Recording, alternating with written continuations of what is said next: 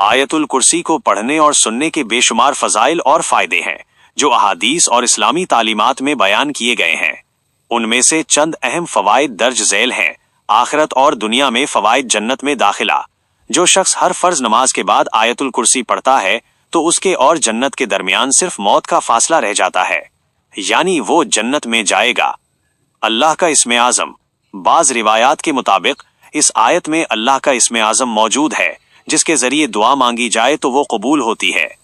اللہ کی عظمت اور توحید کا بیان۔ اس آیت کی تلاوت اللہ کی عظمت، قدرت اور توحید کا جامع بیان ہے جس سے بندہ اللہ کے قریب ہوتا ہے۔ حفاظت اور سکون کے فوائد: شیطان سے حفاظت۔ جو شخص سونے سے پہلے آیت الکرسی پڑھتا ہے تو اللہ اس پر ایک فرشتہ مقرر کر دیتا ہے جو صبح تک اس کی حفاظت کرتا ہے اور شیطان اس کے قریب نہیں آتا۔ جس گھر میں یہ آیت پڑھی جاتی ہے وہاں سے شیطان بھاگ جاتا ہے۔ جادو، سحر اور نظر بد سے حفاظت۔ یہ آیت ان تمام نقصان اور برائیوں کے خلاف ایک مضبوط حفاظت کی ڈھال کا کام کرتی ہے۔ پریشانی میں سکون۔ زندگی کے چیلنجوں اور پریشانیوں کے وقت اس آیت کی تلاوت سے سکون ملتا ہے کیونکہ یہ اللہ کی لامحدود طاقت اور کنٹرول کی یاد دلاتی ہے۔ صبح و شام حفاظت۔ جو شخص صبح کے وقت اس آیت کو پڑھے تو شام تک حفاظت میں رہتا ہے، اور جو شام کو پڑھے تو صبح تک اللہ کی حفاظت میں رہتا ہے۔ معاش اور برکت کے فوائد۔ رزق میں برکت۔ اس آیت کا ورد رزق میں اضافہ اور برکت کا باعث بنتا ہے۔ ان تمام فضائل کے پیش نظر مسلمانوں کو چاہیے کہ وہ اپنی روزمرہ کی زندگی میں آیت الکرسی کی تلاوت کو معمول بنائے۔ پیارے دوستوں، میں آپ کے سامنے آیت الکرسی کی تلاوت کرنے جا رہا ہوں، آپ اس کو پوری توجہ سے سنیں۔ تلاوت شروع کرنے سے پہلے آپ سے گزارش ہے کہ کمنٹ میں آمین ضرور لکھیں۔ اللہ آپ کو عمل کی توفیق عطا فرمائے، دونوں جہان کی ساری نعمتیں عطا فرمائے۔ چلیے تلاوت شروع کرتے ہیں۔ بسم اللہ الرحمن الرحیم۔ اللہ لا الہ الا هو الحی القیوم لا تأخذه سنة ولا نوم له ما في السماوات وما في الأرض ما ذا الذي يشفع عنده إلا بإذنه يعلم ما بين أيديهم وما خلفهم ولا يحيطون بشيء من علمه إلا بما شاء وسع كرسيه السماوات والأرض ولا يؤوده حفظهما وهو العلي العظيم بسم الله الرحمن الرحيم الله لا إله إلا هو الحي القيوم لا تأخذه سنة ولا نوم له ما في السماوات وما في الأرض ما ذا الذي يشفع عنده إلا بإذنه يعلم ما بين أيديهم وما خلفهم ولا يحيطون بشيء من علمه إلا بما شاء وسع كرسيه السماوات والأرض ولا يؤوده حفظهما وهو العلي العظيم بسم الله الرحمن الرحيم الله لا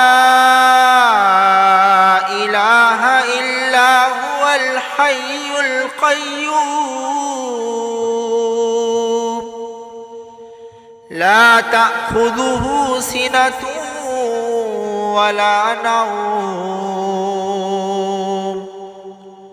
له ما في السماوات وما في الأرض ما ذا الذي يشفع عنده إلا بإذنه يعلم ما بين أيديهم وما خلفهم ولا يحيطون بشيء من علمه إلا بما شاء وسع كرسيه السماوات والأرض ولا يؤوده حفظهما وهو العلي العظيم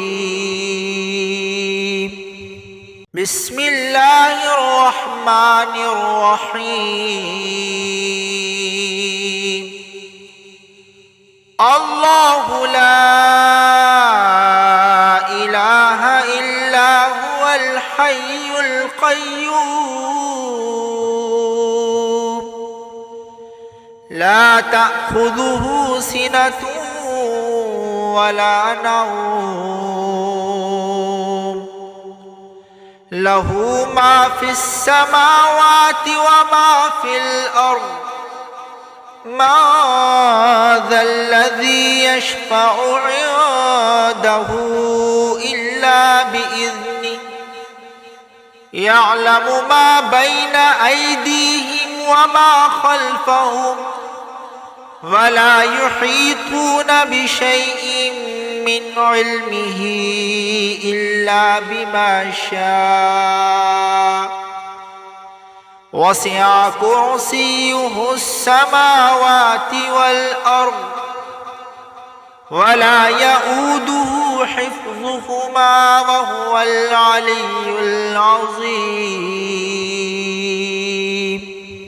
بسم الله الرحمن الرحيم الله لا إله إلا هو الحي القيوم لا تأخذه سنة ولا نوم له ما في السماوات وما في الأرض ما ذا الذي يشفع عنده إلا بإذنه يعلم ما بين أيديهم وما خلفهم ولا يحيطون بشيء من علمه إلا بما شاء وسع كرسيه السماوات والأرض ولا يؤوده حفظهما وهو العلي العظيم بسم الله الرحمن الرحيم الرحمن الرحيم. الله لا إله إلا هو الحي القيوم لا تأخذه سنة ولا نوم له ما في السماوات وما في الأرض ما ذا الذي يشفع عنده إلا بإذنه يعلم ما بين أيديهم وما خلفهم ولا يحيطون بشيء من علمه إلا بما شاء وسع كرسيه السماوات والأرض ولا يؤوده حفظهما وهو العلي العظيم بسم الله الرحمن الرحيم الله لا إله إلا هو الحي القيوم لا تأخذه سنة ولا نوم له ما في السماوات وما في الأرض ما ذا الذي يشفع عنده إلا بإذنه يعلم ما بين أيديهم وما خلفهم ولا يحيطون بشيء من علمه إلا بما شاء وسع كرسيه السماوات والأرض ولا يؤوده حفظهما وهو العلي العظيم بسم الله الرحمن الرحيم الله لا إله إلا هو الحي القيوم لا تأخذه سنة ولا نوم